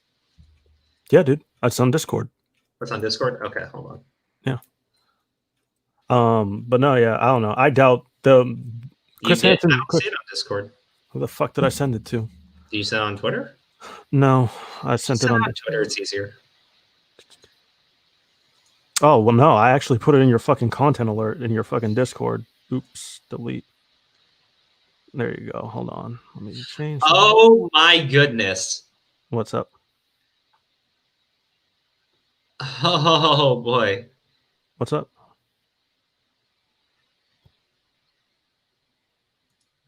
What is it? Yeah, Crow, are you okay? Come back to this, Crow. Someone sent me some more info on Narrator, and it is so bad, but they're asking me not to share it, so I'm not going to. Oh, Darcy. Just wanted to donate. Edwin irks me to hell. Oh, actually, I did see your thing, Darcy. We're not really talking about your thing. I'm going to mute you real quick. You got to stop your screen share for a second. Only because everyone can hear what's going on. I'm going to remove you until you take that off. Yeah. But I think we're about to wrap up for the night. You put in the content topic folder. I sent it to you in the the whatever the fuck it's called with you, me, and Steve. Okay. There we go. All right. Let me highlight this. Okay. I bully bullies. There you go. Let me unmute you. Yep. Hey buddy, how you doing? Hey buddy, how you doing? Oh, still double left. Oh, still double left. Okay, I gotta mute you, dude. Okay, that's not working out. I'm sorry. Hold on. We're pretty much done for the night, though. Let me just highlight this one thing. So this guy, DocSpot on Twitter, is attempting to release the docs of multiple people, but apparently is too fucking stupid and keeps fucking it up. So, yeah. But everyone's telling me it's Britbong that's doing it. This is a good possibility. I'm confused. All right, so yeah, you got to like mute the stream in the background so it's overlapping the audio. Bully, like that's the problem. So like you would have to like mute YouTube or wherever you have us on your browser, and then come on, and you would have to hear us through whatever audio device you have. That's how it works. We could do that next time. How about that? Is that cool? Yeah. With you? Yeah, guys, that's pretty much it for the stream tonight anyways. On Wednesday, we're going to go into the full situation with narrator, talk more about the Carson updates, talk about Keemstar's bullshit. And if Carson is really considering doing an interview with Keemstar, let me be very clear. Keemstar is trying to string you up. Do an interview with us. And stab you through the fucking heart. And he doesn't care what your excuses are. He doesn't care that really what you did wasn't that bad. He is out there telling everybody that you are in possession of CP and that you are a fucking criminal. Believe me, the last person you want to go talk to is fucking Keemstar. Of all fucking people. When the majority of you don't have to do an interview with us. Do an interview with any of the other individuals who are calling Keemstar out on his bullshit, who are far more trustworthy, even if they have smaller platforms. Do an interview with us, because why not? You know, like, right? I would love it, but you know, I'm just saying, right? Of all the people that you can go to right now, oh my gosh, is Keemstar like the worst possible choice for what is going on? I don't know. I wouldn't bother. I wouldn't trust him. I really wouldn't. Yeah, I mean, like, given who he is and given what he's trying to do here, I think that is very, very much an awful idea. Darcy is actually the person who made our thumbnail. Oh, is that Darcy? Yeah, I'm Darcy, thank you. Thank you. Well, they want to hop on and say something real quick. Yeah, Darcy did the image of the devil thing, right? Yes. And then you put all the other stuff on it, right? Yeah, it is. Or are you telling me that you outsourced your thumbnail duties to somebody else? I've been trying to collab with people lately. Our next thumbnail is a big collab that I was excited for. Oh, ooh. Who'd you collab with on it? They want me to keep them anonymous, but I'll tell you off air. Okay, all right. Yeah. Does Darcy? Oh, they said all good. I think they're okay then. Yeah, Carson should talk to Tipster. I would actually love that. No, yeah, talk to Tipster. Tipster's a way better platform for you because he is not at all trying to fucking destroy your career. Tipster's fair. I sent you the link if you want to hop on real quick. You know, like, because I know you did want to say something real quick. But Tipster would be good. I don't know how you feel about Tommy C. Somebody that's going to be more fair and level-headed about it. I don't know how you feel about Tommy C. I still love Tommy C, but I know you don't like Tommy C. Crow. Well, I mean, I just think Tommy C is a manipulative, lying jackass. If that's fair. Thank you, YouTube. Make great again. Appreciate you. All right, guys. Well, that's it for the stream tonight. We'll see you here on Wednesday. and we do really love and appreciate y'all. Positivity Turtles in the chat. You guys are amazing, and I personally love you, much like Dream loves his fans, except not in a sexual way. Positivity Turtle. I'm just fucking around. Now, who's Broad's steep type? Wait, I don't know. Who's Broad's? can everyone hear me? Wait. Yeah, I can hear you. Did you want to say something before we head it out? Yeah. Before we head out, this has been irking me for literally almost a month now. So I'm gonna quickly say it. So on the 12th of December in Australian time, Nicholas Diorio put up a stream with like a smiley face or a winky face in the title. And about halfway through that stream, they were reacting to Repzion's take on Twitter about the documentary. Edwin said if Repzion is in the documentary, that would be bad. Nick added that it would be bad optics. And Edwin went on to say that blah, blah, blah, he shouldn't have gone on the documentary if he's on it. And by the way, Edwin had already done the interviews for the documentary from my understanding, in September and October. And so it really irked me when he said that on that stream, which Nick privated, and then I called him out for it when I found out that Edwin was on the documentary. And on the 10th, on the 1st of on New Year's Day for me, it was New Year's Eve there. I also said it on Edwin's live stream that went for like 10 hours and like 50 minutes or something. And every so often he would go off about it, and like all the chat would go off at me for calling him out on it. And I just thought that just really irked me. And then I said I would like pay to call Edwin to discuss it, because he said it was a joke that he made. Yeah. And I said I'd call him like after I watched all the episodes, and it's not looking too good for him, in my opinion. That's all I wanted to say, and get off my chest finally. Well, I'm going to say this right now, right? I think the issue with that documentary, especially when it comes to Edwin's involvement, is he thinks that he can say, because he vetted and everything, and this has been said by John and Aura several times, you have no control over the final product, and that's the issue. They can show you whatever they want to show you. And a lot of people have said that they were given a different episode than what aired in episode 1. And of course, they can't release that episode. I just got to take them at their word there. But they're saying like they were given different content to what was actually aired, and they promoted the documentary based on that.